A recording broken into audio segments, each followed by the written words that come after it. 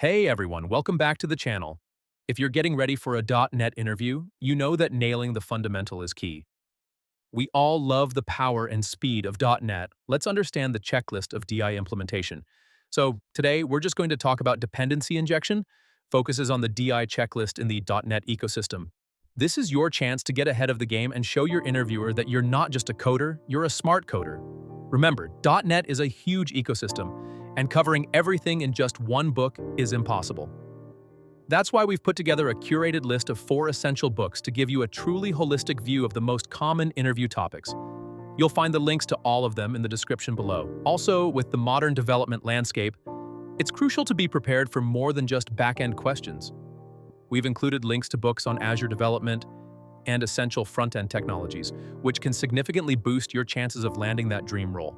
So go ahead and check out those resources, and good luck with your preparation. We're about to dive into the questions, but first, I want to hear from you. What's the one interview topic that always makes you nervous? Drop a comment below and let me know. And if this video helps you, hit that subscribe button and ring the bell so you don't miss our next deep dive. So, let's dive into our today's topic. This checklist covers the fundamental pillars of a maintainable, scalable .NET 9 application. Modern .NET development relies heavily on the built-in DI container, Microsoft.extensions, dependency injection, and following these rules ensures you don't fight the framework. Choosing the right lifetime prevents memory leaks and ensures data consistency across your application. Transient, add transient. Created every time they are requested. Use these for lightweight, stateless services, like a formatting helper or a simple calculation engine. Scoped, add scoped. Created once per client request, e.g. an HTTP request in ASP.NET Core. This is the standard for database context and repository layers to ensure all operations within one request share the same unit of work.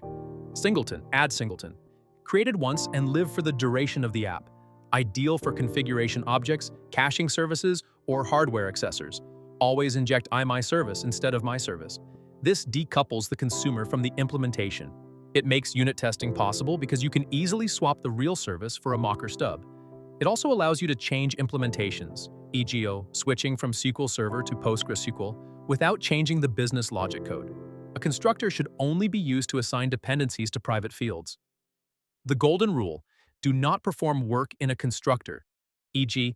fetching data from a DB starting a file stream.